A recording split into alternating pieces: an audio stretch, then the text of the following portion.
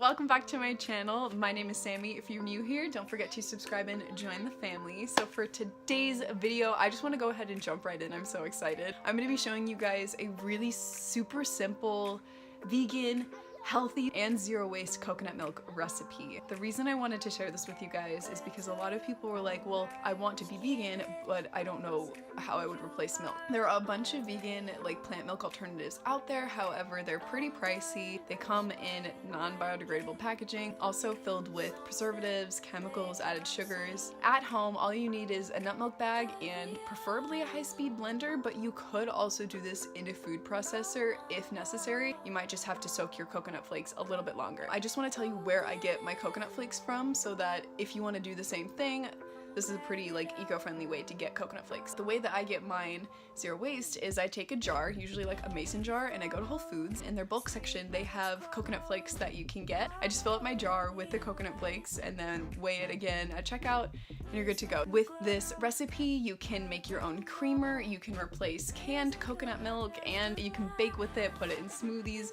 all sorts of things. Coconut milk is very universal. And with all that being said, let's get into the video.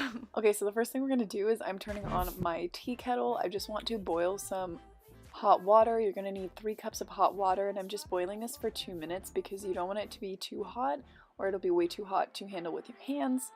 And this is for our coconut flakes, just to soak them so that they soften up. So here are my coconut flakes. This is the bulk coconut flake that I get from Whole Foods in my pretty mason jar. And I'm just gonna take 1 cup of my unsweetened coconut flakes and measure that out nicely and then put it into my high-speed blender. I'm using a Vitamix for this.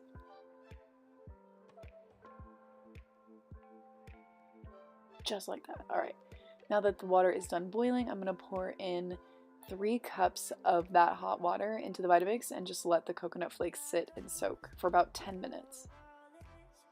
So while it's soaking, I'm going to go ahead and add my sweetener.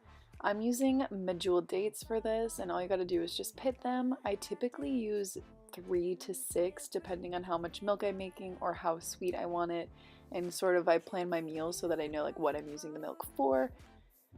So I'm just using 3 dates for this, basically a date per cup. So now that our milk has sat for 10 minutes, I'm showing you how I pit dates for some reason, and I'm putting in 3 dates into my Vitamix.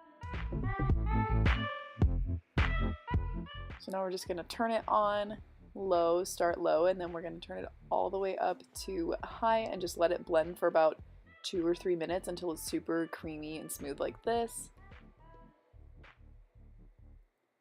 And then once it's done and you take the lid off, it should be frothy and a little bit of steam coming out because it's probably still hot from the water.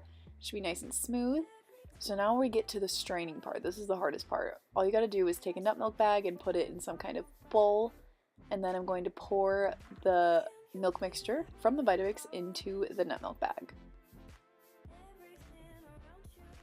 Then you're just going to close the nut milk bag, and all you want to do is just really gently squeeze the milk out from the pulp until all of it is out of the bag and you're just left with coconut milk pulp. This white blanket, there is something they can't see.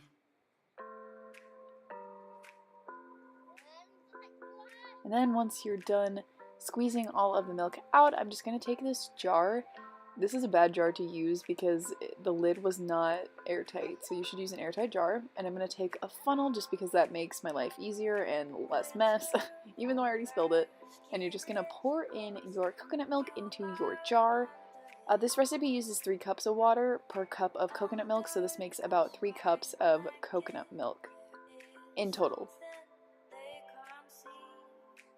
So just pour it in there, put the lid on, you're good to go. Look how creamy and smooth that is. And then you're just going to store your milk in your refrigerator, and this lasts up to 3 to 5 days.